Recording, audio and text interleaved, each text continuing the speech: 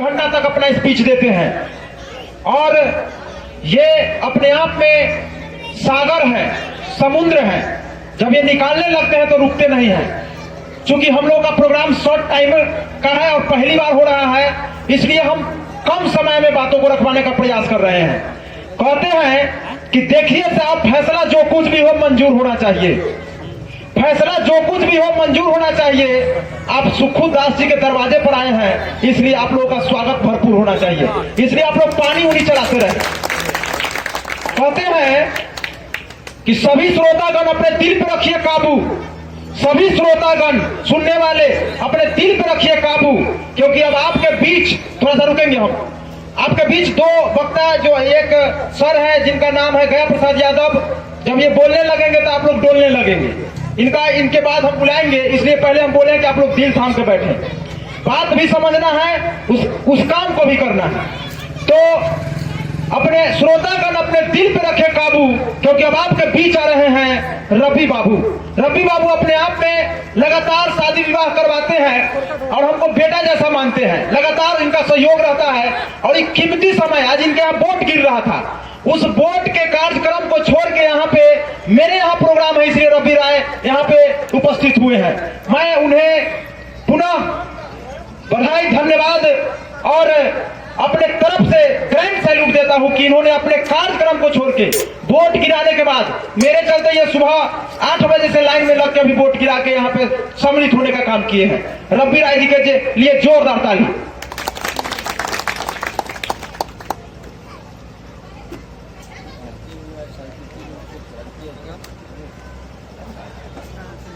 आप देख रहे हैं भारतीय मूल निवासी सांस्कृतिक मंच के ये प्रांतीय अध्यक्ष भी हैं और लगातार ये अपना योगदान देते रहते हैं।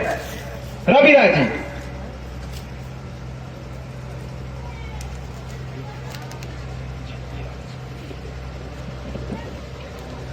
आदरणीय अध्यक्ष महोदय रमेश कुमार राम जी, संचालन कर रहे पंकज कुमार जी, मंचासीन भारतीय मूल निवासी सांस्कृतिक मंच के राष्ट्रीय अध्यक्ष जो बोल चुके हैं, मानवर शिवाजी राय साहब, बीएसएनएल से सेवानिवृत्त महेश प्रसाद सिंह, हम लोग के मार्गदर्शक कवि मानवर गया प्रसाद जी, मंचासीन हमारी बेटियां जो बैठी हुई हैं और सामने बैठे हमारे सभी अभिभावकगण, माताएं, बहनें, बच्चे, साथियों, समय बहुत कम मिला है, बहुत दूर से आए भी है, लाइन में लग के वोट गिराए हैं। महुआ हमारा घर पड़ता है और वहां से पंकज जी के आदेशानुसार भागे भागे चले आए हैं। तो 2-4 मिनट अगर मिलेगा तो पंकज जी और मेरे लिए थोड़ा रख दीजिएगा, नहीं तो इंटीग्रेट कर दीजिएगा तो हम छोड़ ही देंगे। साथियों, सबसे पहले मैं माता ध्रुपति जी का श्रद्धा सुमन अर्पित करता हूं, नमन करता हूं। साथियों, और मैं आभार व्यक्त करता हूं इनके पति बालेश्वर दास जी का, जो आज इस तरह का कार्यक्रम इन्होंने लगाया और हम लोग को बोलने का 2 शब्द आपके बीच आने का मौका मिला। साथियों, मैं आभार व्यक्त करता हूं बालेश्वर दास जी का, उदित नारायण दास जी का, वीरेंद्र कुमार दास जी का, बालेश्वर दास जी का, रामनाथ दास जी का, कृपा शंकर दास जी, लंबा लिस्ट है। साथियों, जो भी हमारे साथी हैं, मैं सभी आदमी का आभार व्यक्त करता हूं और मैं धन्यवाद देना चाहूंगा इनके सखा संबंधी लोगों के, जो वो भी इस कार्यक्रम में इनको सहयोग किए। और साथियों, जैसा जो लिस्ट देख रहे हैं और नाम देख रहे हैं, लगता है जो बाबा साहब के अनुयायी के लोग तो जरूर हैं, क्योंकि सब लोग पढ़े लिखे लोग हैं, शिक्षित लोग हैं, कहीं ना कहीं सरकारी सेवा में भी है। तो यहाँ तो इस परिवार में अंधविश्वास का खंडवाद नहीं होगा, होना भी नहीं चाहिए। साथियों, यहाँ 2 तरह के कार्यक्रम आपने देखा। एक कार्यक्रम हो रहा है कबीर साहब के पद्धति से, अपना जो आरती या होमन जो है वो हो रहा है, और एक कार्यक्रम हम लोग को भारतीय मूल निवासी सांस्कृतिक मंच, जो ये भी कार्यक्रम महामानव बुद्ध, कबीर साहब, संत शिरोमणि रविदास, पेरियार रामास्वामी नायकर, ज्योतिराव फूले, राष्ट्रपिता ज्योतिराव फूले, माता सावित्री बाई फूले, अमर शहीद जगदेव प्रसाद, इन लोग के प्रेरणा स्रोत से जो यह कार्यक्रम चल रहा है। तो एक कार्यक्रम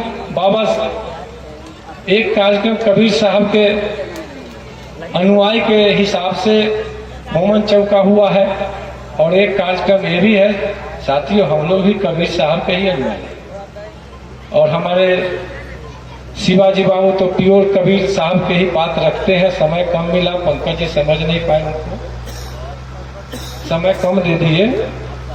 साथियों, कबीर साहब जिनको हम लोग असली कबीर कहे या कबीर साहब कहते हैं, उनका जन्म 1398 में हुआ, और उनका आंदोलन था ब्राह्मणवादी व्यवस्था से मुक्ति का आंदोलन।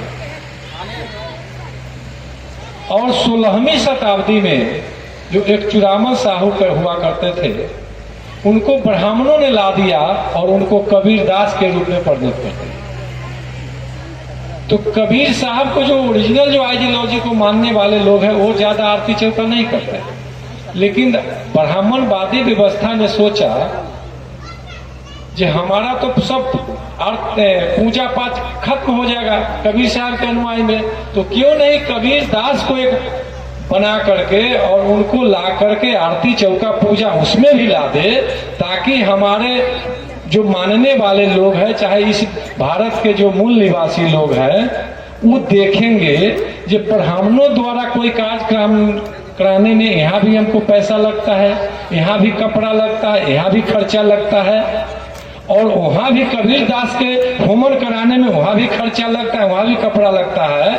तो लोग सोचेंगे ये क्यों नहीं ग्वार कोयरी यादव या जो भी शेड्यूल कास्ट के जो भी कबीर को मानने वाले लोग होंगे, और वहाँ भी आरती चौका लगेगा, तो यह मानने वाले लोग पुनः ब्राह्मणवादी व्यवस्था की ओर चला आएगा। जो इनसे तो अच्छा बढ़ के जात के पूजा करें, क्योंकि वो तो वर्ण व्यवस्था में सबसे ऊपर है। ब्राह्मण, क्षत्रिय, वैश्य, तब हमने शूद्र है। तो ब्राह्मण हम है नहीं, क्षत्रिय हम है नहीं, वैश्य हम है नहीं, तो हम शूद्रे न। और शूद्रे में 85% भारत के मूल निवासी है। अब इसमें यादव, कोयरी, कुम्हार बन गया टचेबुल, और आप लोग के समाज के या एससी लोग बन गए अनटचेबुल, लेकिन है सब हम लोग ओरिजिनल भारत के लोग। तो कबीर साहब के विचार को डाइवर्ट करने के लिए 16वीं शताब्दी में कबीर दास को लाया गया, और तब से आरती चौका या पूजा पाठ है वो भी चल रहा है, पैरेलल चल रहा है साथियों। अब हमारे लोग कंफ्यूज हो जाते हैं कि जब यहाँ भी पैसा लग रहा है तो क्यों न ब्राह्मणवादी व्यवस्था में चले जाए, वहाँ भी बढ़ के जा से पूजा करवा लें। लेकिन यह नहीं सोचते हैं जो शादी हो, श्राद्ध हो, वो भी तो पहले गोबरे को गणेश मनवाते हैं। हम कितने हमारे समाज के लोग डॉक्टर, इंजीनियर, मास्टर बन जाते हैं, लेकिन ब्राह्मणवादी व्यवस्था में आप जाइए तो कहे कि हजाम के जो गोबर दिया। आप लोग के अगर 80 कास्ट में अगर मान लेते हैं रविदास समाज में, अगर वो पंडित नहीं आते हैं, तो अगर इन समाज के लोग भी पंडित बन गए हैं, बहुत जगह हमने देखा है रविदास समाज में या पासवान समाज में, लेकिन वो काम क्या करते हैं? वो भी काम वही करते हैं जो भी गोबर को लाते हैं, और वही ब्रह्मा विष्णु महेश के ब्राह्मणवादी व्यवस्था को बताए हुए को फॉलो करते हैं। लेकिन वो यह नहीं समझते हैं कि हमारे कबीर साहब, हमारे संत शिरोमणि रविदास जी का एक एक वाणी सबसे ज्यादा साथियों चोट किया है, तो ब्राह्मणवादी व्यवस्था में संत शिरोमणि रविदास जी की है। इसीलिए रविदास जी को हत्या किया गया और कहा गया ये तो सशरीर स्वर्ग चल रहा है, यहाँ तुम हमको अनटचेबल बना रहे हो, वहां सशरीर हमको स्वर्ग भेज दोगे। साथियों, सबसे ज्यादा कबीर साहब से भी ज्यादा अगर ब्राह्मणवादी व्यवस्था में चोट किया गया है तो संत शिरोमणि रविदास जी की है। अगर रविदास जी का एक एक विचार अगर हम लोग फॉलो कर लेंगे तो कहीं भटकने की कोई जरूरी नहीं है। लेकिन अब अभी तो हम देखते हैं रविदासों जी के पूजा होता है, और रविदास समाज के लोग को देखते हैं जो रविदासों जी के मूर्ति रखे हुए हैं, और उधर से गौरी गणेश का भी मूर्ति रखे हुए, क्या कर रहे हैं आप समझ नहीं रहे। तो ऐसे हम लोग, इसीलिए हमारे मानवर शिवाजी बाबू का एक जिज्ञासा जगह, चूंकि हम लोग गांव से लोग हैं, तो हम लोग ब्राह्मणवादी व्यवस्था का विरोध करते थे। तो आखिर शादी विवाह कैसे होगा, हमारे लोग को सुख श्राद्ध कैसे होगा, गृह प्रवेश कैसे होगा, नामाकरण कैसे होगा? तो निःशुल्क हम लोग पैसा नहीं लेते, अपने खर्चा से आते हैं, अपने खर्चा से जाते हैं। ये तो पंकज जी का बड़प्पन हो गया, जो हम लोग को सम्मानित भी कर दिए, इसका क्या आवश्यकता था? अरे आपका सम्मान एक बात सम्मान है जो हम लोग चले आते हैं, इसकी कोई आवश्यकता नहीं है। लेकिन चलिए साथियों, भरा पूरा परिवार है, हम लोग को थोड़ा सम्मानित भी मिला, हम लोग अपने अंदर से खुश भी हैं और एक दुखी भी है। दुखी इसलिए है कि आज हमारे बीच माता जी नहीं है, लेकिन खुश इस बात का होता है कि माता जी कहीं न कहीं क्रांतिकारी माता रही होगी, इसलिए आज इनके सम्मान में हम लोग आए हुए हैं और इनको नमन करते हैं।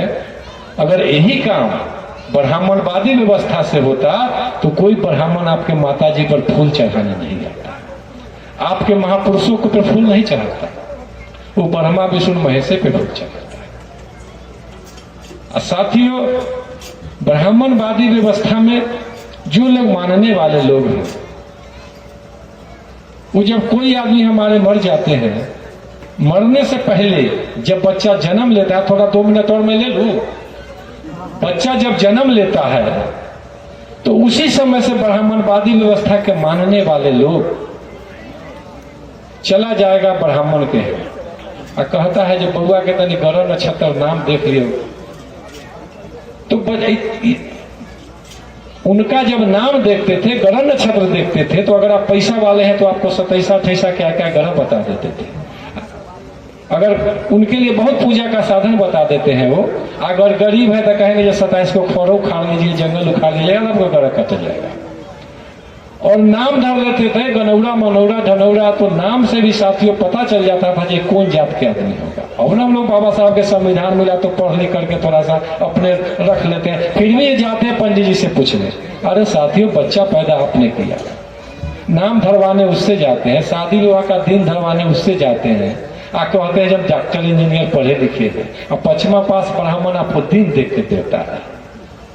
और जब दिन देख के दिया, अभी कोरोना पीरियड में आपने देखा कितना का शादी टल गया, पंडित जी पर केस करना चाहिए लोगों को। एमपी में एक महिला केस की है, जो शादी पंडित जी से दिन देखवा करके, ग्रह नक्षत्र देखवा करके, नाम का कॉम्बिनेशन बैठा करके शादी किया, 1 साल में तलाक हो गया, पंडित जी के यहाँ केस किया, केस कोर्ट में चल रहा है।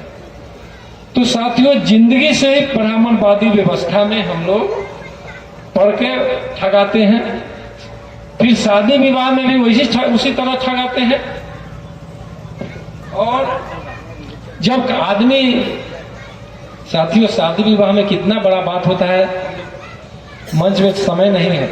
जिस लड़का को जिस लड़की से शादी होता है, वह लड़का उसका चौथा पति होता है, उस लड़की का। और उसका अश्लील मंत्र भी है। लेकिन हम लोग तो देखते हैं, जो हमारा लोग समाज के देखता है, जो पंडित जी आ गए संस्कृत में मंत्र पढ़ा रहे हैं, वो गाली दे रहे हैं कि सम्मान दे, उस पर ध्यान नहीं देते। इतना ध्यान देते पंडित जी आ गए तो सब हो गया।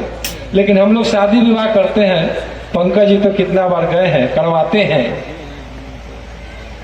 तो ये स्टैंडर्ड लोग, डॉक्टर इंजीनियर मास्टर लोग ही शादी विवाह करवाएंगे और पूरा हिंदी में करवाएंगे। आप लोग को साक्षी मान करके, बुद्ध, कबीर के, अंबेडकर के, संत शिरोमणि रविदास के विचार को लेकर के कहीं कोई पाखंडवाद नहीं होता। लेकिन ब्राह्मणवादी व्यवस्था में मंत्र में भी गाली है। अगर पता चल जाए उसका हिंदी मीनिंग, तो क्या हम लोग उनको बुलावेंगे? नहीं बुलावेंगे। और जब आदमी मर जाते हैं तो हमारे समाज के लोग जानकारी के अभाव में, कहिए चाहे जो कहिए, या ब्राह्मणवादी व्यवस्था को मानने वाले लोग कहते हैं जो राम नाम सत्य है, गंगा माई की जय। ध्रुव माई मर गए, इनका जय नहीं, गंगा माई की जय, राम नाम सत्य है। साथियों, राम भगवान का नाम है और राम नाम सत्य है। तो किसी के शादी में बोल के देखिए ना, जो राम नाम सत्य है, तो भगवान के नाम 32 दांत बाहर कर देगा। इससे प्रूफ हो जाता है जो राम नाम सत्य नहीं है। और रामायण में भी मैं नहीं लिखा, तुलसीदास के लिखा रामायण में भी तो लिखा हुआ है जो राम का जन्म खीर खाने से हुआ। कहीं आपको मिलेगा राम का जन्म फल खाने से हुआ। तो जब खीर खाने से जन्म हो गया, सीता के हर जोतने से जन्म हो गया, तो इससे भी जाहिर होता है जो राम का नाम सत्य नहीं है। खीर खाने से तो आज बच्चा नहीं पैदा हो रहा है। बच्चा पैदा होने का जो सिस्टम वैसी होता है। तो राम नाम सत्य नहीं है, लेकिन हम लोग बोलते हैं कि राम नाम सत्य है। लेकिन साथियों, आज जितने लोग बैठे हुए हैं, सुधार जरूर कीजिएगा। जो जन्म लिया है उनको एक न एक दिन मरना निश्चित है। तो जीवन मृत्यु सत्य है, तो यह बोलिए जे अगर कोई मर जाए तो बोलिए जीवन मृत्यु सत्य है। आ ध्रुवपति माई मर गए तो ध्रुवपति जी की जय। कोई मर जाए उनका जय, तो पता चलेगा जब फलाने गांव में फलाने आदमी आज मर गए, उनका देहांत हो गया, उनका मृत्यु हो गया, और जीवन मृत्यु सत्य है। ये तो देखिए, बाकी सत्य है कि नहीं है वो तो जांच की विषय बन जाता है, लेकिन जीवन मृत्यु सत्य है। जो जन्म लिया है उसको एक न एक दिन चाचा जी मरना है। तो जीवन मृत्यु सत्य है, बच्चा बूढ़ा सबको हमको एक न एक दिन इसी रास्ते से जाना है। तो वहां बोलिए जीवन मृत्यु सत्य है। आप घाट पे चले जाते हैं तो डोम से आग लेते हैं, क्या चल रही है उसे आग लेने के लिए? अरे अपने चिता में आग लगाइए। और जो आदमी मर गए तो लाश को डिस्पोजल करना है, तो हम लोग के यहाँ या तो जला देते हैं, या डुबा देते हैं, या जमीन में दफना देते हैं। दफना देते हैं, ठीक है, सबसे अच्छा चीज है जो दफना देना चाहिए। अगर पानी में डुबा देते हैं तो चलिए, लेकिन उतना अच्छा नहीं है। अगर जला देते हैं, वो भी प्रदूषण का हम लोग हनने करते हैं, पर्यावरण का हनने करते हैं। लेकिन जलाते हैं तो कहते हैं ये डोम से आग ले ला, और उसके बाद में मर गल थी ना माई बाप या चचा बाबू कोई भी, तो आग बड़के बेटा देती, अब माई मरल थी ना तो छोटका देती, अब मझिला बेटा कहाँ से अलथी ना कि वो आग न दे सके। तो यह सब अंधविश्वास में पड़े हुए हैं। अगर कोई आदमी मर जाते हैं तो चीता में आग लगाइए, नीचे आग लगा दीजिए। जितना भाई है सब लोग मिलकर आरती दिखा के आग लगा दीजिए। मुंह में आग लगाने की क्या जरूरी है? बच्चा जन्म लेता है तो माता पिता कितना मुंह में दूध भात खिलाते होंगे, कितना सेवा करते हैं। हम लोग माता पिता की जिंदगी में क्या खिलाए होंगे तो जानते ही हैं।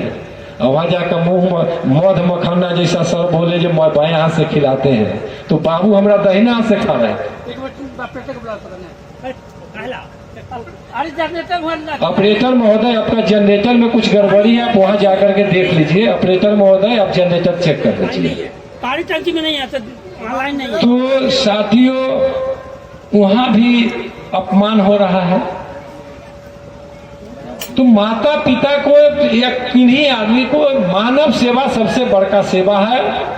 उनको जिंदगी में आप खिलाइए, पूजा कीजिए। लेकिन अगर माँ बाबू कह दे जे फलाने कल पर से तनी वहां से गंगा ब्रिज वो थाना के निकट से पानी ले आओ, तो लाने के लिए बच्चे को फुर्सत नहीं होगा। लेकिन वही बच्चा बोल बम बैनाथ धाम जल झाड़ने चला जाता है। देखते हैं सावन में लाइन लगा हुआ रहता है। अरे वो पत्थर के मूर्ति में जल झाड़ने से क्या है? तो वहां भी है, नहीं जाना चाहिए। माता पिता को पानी देना चाहिए। साथियों, जैसा सर बताए, वहां से आते हैं तो पूरा डारा डोरा जनेऊ रसरिए के बांध लेंगे। लगेगा जब बाप के ही हत्या करके आया है, माँ के ही मर्डर करके आया। घर में आएगा तो महिला लोगों को चक्कू धरा देती है। अरे माँ मर गई तो माँ थी, बाबू मर गए तो बाबू थे, हम लोग को पाल पोस के जवान किए। क्या मर गए तो पराछुत हो गए, जो आएंगे तो हम चक्कुए ठोक देंगे। देखिएगा ब्राह्मणवादी को मानने वाले लोग हाथ में चक्कू लेके चले गए। सांझ भी न जाएगा लोटा में पानी लेकर, कपटी लेकर वहां सर जैसा बोले हैं मुर्घटिया पर। अरे बाबू आपके जिंदा थे तो थाली में करते थे, मर गए तो कपटी में खिलाने चल रहे।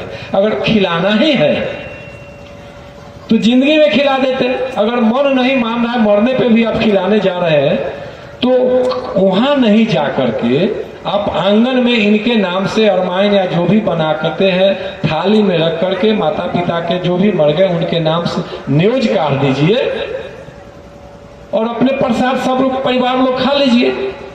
वह चल सकता है। लेकिन हमारे समाज के जो ब्राह्मणवादी को मानते हुए हैं वो लोग चले जाते हैं मुर्घटिया पर। अब मुर्घटिया पर जाकर के उसको कहा जाता है कौरा। बताइए कितना अपमानित शब्द है। ये कौरा शब्द से हम अपने माता पिता को संबोधित करते हैं। साथियों, वैसा नहीं करना चाहिए। और वहां से अब आते हैं तो देखते हैं जो बड़ा बड़ा गेहूं चावल चिवड़ा खतिया, तोशक, तकिया सब उनको दान मिलता है। तो वैसे लोगों को मैं कहता हूं कि अगर इतना चीज आप दान देते हैं तो कम से कम एक मोबाइल भी दान दे दीजिए। आप बाबूजी से बतियाते रहिएगा जो साल भर के दान दे लिया और अगला साल के कौन चीज भेज दिया, तो भेज दीजिए, या बात करते रहिए क्या तकलीफ है नहीं है। तो साथियों, ये सब अंधविश्वास पाखंडवाद में हम लोग पड़े हुए हैं। संचालन महोदय का भी इंडिकेट हो गया है। एक मैं संत शिरोमणि रविदास जी का विचार आपके बीच रख के बात को समाप्त करूंगा। तुलसीदास जी रामायण में लिखे हैं कि पूजहु विप्र शील गुणहीना तेजहु शूद्र ज्ञान परवीन। तुलसीदास ने रामायण में लिखा पूजहु विप्र मतलब शील गुणहीना। ये विप्र मीन्स ब्राह्मण, ब्राह्मण कितनों शील गुण आचरण से खराब है तो वो पूजनीय है। तेज और शूद्र मतलब इस परिवार में डॉक्टर, इंजीनियर, मास्टर बन गए फिर भी वो पूजनीय नहीं है, उनको तार दीजिए, तेज दीजिए, तिरस्कार कर दीजिए। तुलसीदास ने रामायण में लिखे। लेकिन इन्हीं के जवाब में हमारे संत शिरोमणि रविदास जी लिखे हैं जी पूजहु न विप्र पूजहु विप्र न शील गुणहीना पूजहु क्या पूजहु विप्र न शील पूजहु विप्र न शील गुणहीना पूजहु ज्ञान गुण परवीना। पूजहु विप्र न शील गुणहीना पूजहु शूद्र ज्ञान परवीना। मतलब ब्राह्मण जो शील गुण आचरण से हीन है वो पूजनीय नहीं है। लेकिन अगर शुद्ध समाज के, हमारे समाज के लोग अगर विद्वान है, पढ़े लिखे लोग हैं तो उनसे सीख सकते हैं, उनसे पूजा कर सकते हैं, तभी हमको ज्ञान अर्जित होगा। तो साथियों, संत शिरोमणि रविदास जी के नमन करते हुए और माता द्रौपदी जी को नमन करते हुए मैं आप सभी को आभार व्यक्त करता हूं। धन्यवाद। जय भारत, जय मूल दिवस।